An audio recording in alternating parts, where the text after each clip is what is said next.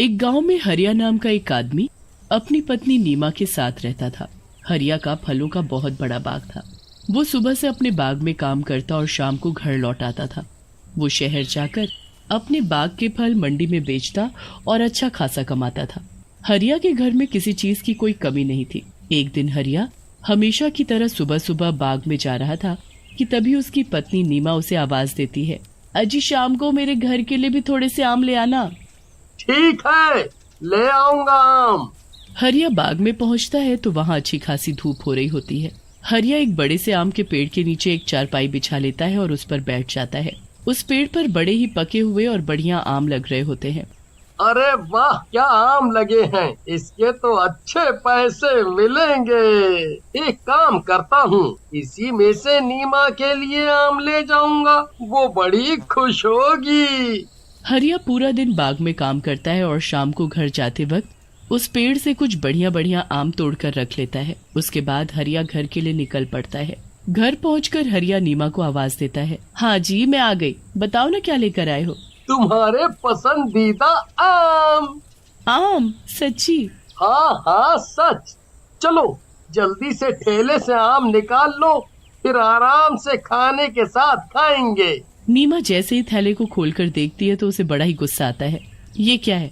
अरे क्या हुआ भाग्यवान, क्यों गुस्सा हो रही हो? ऐसे खाए हुए आम देखकर कौन गुस्सा नहीं होगा।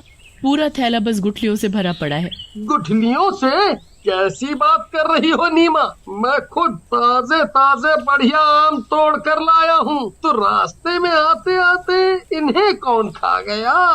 वो मुझे क्या पता, अब मैं जा रही हूँ सोने, और दोबारा मेरे साथ ऐसा मजाक मत करना। हरिया को समझ ही नहीं आता कि आखिर थैले में रखे हुए आम गुठली कैसे बन गए। वो उस रात यही सोचते सोचते सो जाता है। अगले दिन जब वो सुबह उठकर फिर से अपने आम के बाग में जाता है, पूरा दिन वो बाग में काम करता है, फिर थककर उसी आम के पेड़ के नीचे चारपाई पर सो जाता है। पेड़ पर बैठी चुड़ैल गुस्से से हरिया को देखने लगती है। ये फिर आ गया मेरे आम लेने, ये चाहे कुछ भी कर ले पर मैं इसे बाग से एक भी आम नहीं ले जाने दूंगी। ये बाग मेरा है, बस मेरा।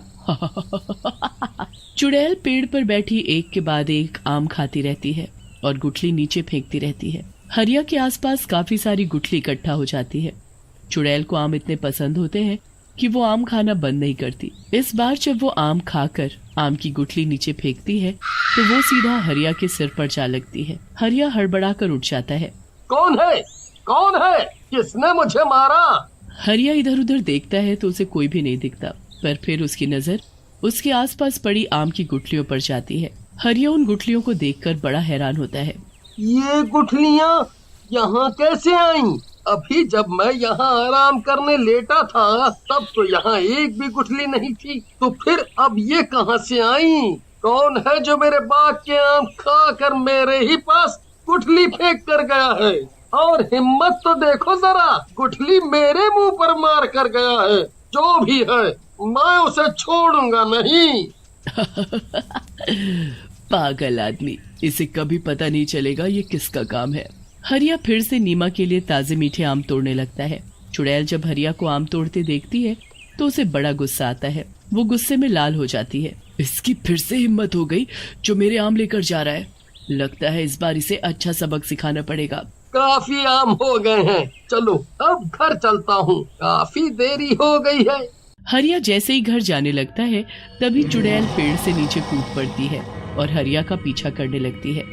हरिया को उस दिन घर जाते जाते रात हो जाती है। जब वो घर जा रहा होता है तो आसपास बहुत शांति होती है। हरिया को अचानक अपने पीछे किसी के चलने का एहसास होता है। हरिया जल्दी से पीछे मुड़कर देखता है पर पीछे तो कोई भी नहीं होता। अजीब बात है, अभी कोई तो था जो मेरे पीछे चल रहा था, पर यहाँ तो कोई नहीं है। खैर मैं जल्दी घर पहुँचता हूँ।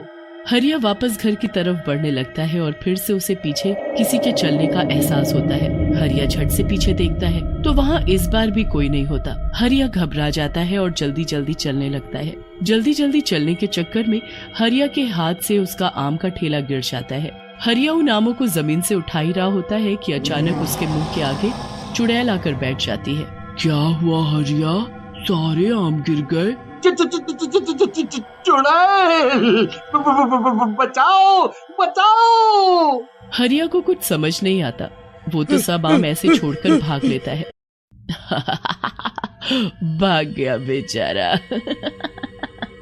इन आमों पर बस मेरा हक है, बस मेरा, इनको कोई नहीं खा सकता। चुड़ैल वहीं जमीन पर बैठ जाती है और एक एक आम उठाकर खाने लगती है। भागते भागते एक बार हरिया पीछे मुड़कर देखता है तो वो चुड़ैल आमों को ऐसे खा रही होती है जैसे कोई भूखा जानवर मांस खाता है। चुड़ैल बड़े मजे से आम खाने में लगी होती है और हरिया भागते भागते अपने घर पहुंचता है। वो बहुत ही बुरी तरह हाँफ रहा होता है। उसे देख नीमा भी घबरा जाती है। अरे क्या हुआ आपको? आप इतनी बुरी तरह हाँफ क्यों रहे हो? नीमा, चुड़ैल, चुड़ैल मेरे पीछे चुड़ैल। क्या बात कर रहे हो चुड़ैल? हाँ नीमा, मैं झूठ नहीं बोल रहा। मैंने उसे खुद अपनी इन आँखों से बिल्कुल करीब से देखा है। और पता है, भागते भागते जब मैंने उसे एक बार पीछे मुड़कर देखा तो वो ऐसे आम खा रही थी जैसे जन्मों से भूखी हो। आम चुड़ैल खा रही थी? मुझे तो अब शक हो रहा है कि कल जो आम आप लेकर आए थे वो कहीं इस चुड़ैल ने तो गायब नहीं कर दिए और उसमें गुठली भर दी। हाँ नीमा, तुम सही बोल रही हो, पर आखिर ये चुड़ैल हमारे पीछे क्यों पड़ गई है? ये हमसे चाहती क्या है? पता नहीं जी, ये तो वही जाने। खैर अभी हम सो जाते हैं, वही ठीक रहेगा। हरिया और नीमा दोनों सो जाते हैं। सुबह हरिया जल्दी उठ जाता है क्योंकि उसे आम लेकर मंडी पहुंचना होता है। नीमा, अरे ओ नीमा, रास्ते के लिए तुमने खाना बांध दिया है ना? हाँ, मैंने सब रख दिया है। ठीक है, मैं पहले बाग में जा रहा हूँ, फिर आम तोड़कर उनको बाजार में शहर बेचने जाऊंगा। आते वक्त मुझे रात हो जाएगी तो तुम अपना ध्यान रखना। हरिया अपनी बैलगाड़ी लेकर बाग की तरफ चल पड़ता है। बाग में पहुंचकर वो पके पके आम तोड़कर टोकरी में भरने लगता है। देखते ही देखते काफी टोकरी भर जाते हैं। उसके बाद हरिया उस पेड़ के पास पहुंचता है जिस पर चुड़ैल रहती है। हरिया उस पेड़ से भी आम तोड़ना शुरू कर देता है। पेड़ में बैठी चुड़ैल हरिया को दिखाई नहीं देती, इसलिए वो बड़े ही मजे से आम तोड़ तोड़ कर टोकरी में भरने लगता है। पर जब चुड़ैल उसे ऐसा करते देखती है तो उसका खून खौल उठता है। इसकी इतनी हिम्मत कि ये फिर मेरे आम लेने की कोशिश कर रहा है। ये मेरे आम यहाँ से नहीं ले जा सकता। हरिया सारे टोकरे एक एक करके बैलगाड़ी में रख कर शहर के लिए निकल पड़ता है। चुड़ैल भी झट से उसकी बैलगाड़ी पर कूद कर बैठ जाती है। हरिया को महसूस होता है कि कोई उसकी बैलगाड़ी में कूदा है और वो जल्दी से पीछे मुड़कर देखता है तो उसे उस बैलगाड़ी में बैठी वो चुड़ैल दिखाई ही नहीं देती। हरिया आगे बढ़ता है। रास्ते में चुड़ैल एक आम का टोकरा खोलती है और उसमें से आम खाना शुरू कर देती है। वो तो कुछ ही देर में पूरे टोकरे के आम खा जाती है। उसके बाद वो दूसरा टोकरा खोलती है और उसके भी आम खत्म कर देती है। धीरे धीरे वो चुड़ैल सारे टोकरों के आम खा जाती है और टोकरों को वापस ढक देती है। कुछ देर बाद हरिया शहर पहुंचता है और टोकरे मंडी में उतार कर आम बेचने लगता है। आम ले लो, आम ताजे रसीले मीठे आम, आओ आओ जल्दी आओ और सबसे बढ़िया आम खाओ। हरिया की आवाज सुनकर वहाँ कुछ लोग आम लेने आते हैं। अरे भाई, आम क्या भाव दिए? बस 120 रुपया किलो, बताओ कितने बांध दूं? पहले आम की शक्ल तो दिखाओ, तभी तो बताऊंगा। हाँ, अभी मैं टोकरे खोलता हूँ। हरिया जैसे ही ढके हुए टोकरे को खोलता है तो उसके होश उड़ जाते हैं। टोकरे में तो बस गुठली ही गुठली भरी होती है। दूसरी टोकरी खोलता है तो उसमें भी गुठली ही भरी होती है। हरिया सारी टोकरी खोलकर देखता है और सभी में बस गुठली भरी होती है। हरिया को समझ ही नहीं आता और वो निराश होकर घर वापस आता है और नीमा को सारी बात बताता है। ये हो ना हो उसी चुड़ैल का ही काम है, इसका कुछ करना पड़ेगा। मैं आज ही तांत्रिक के पास जाती हूँ। नीमा फिर एक तांत्रिक के पास जाकर उसको अपने साथ बाग में लेकर आती है। तांत्रिक को एहसास हो जाता है कि चुड़ैल किस पेड़ पर बैठी है। तांत्रिक अपने थैले से एक धागा निकालकर उस पेड़ को बांध देता है। ए तांत्रिक, ये तो क्या कर रहा है? ऐसा मत कर वरना मैं भी इस पेड़ से बंध जाऊंगी। यही तो मुझे करना है। तूने बड़ा दुखी किया हुआ है। आखिर तू चाहती क्या है? मुझे आम बहुत पसंद है।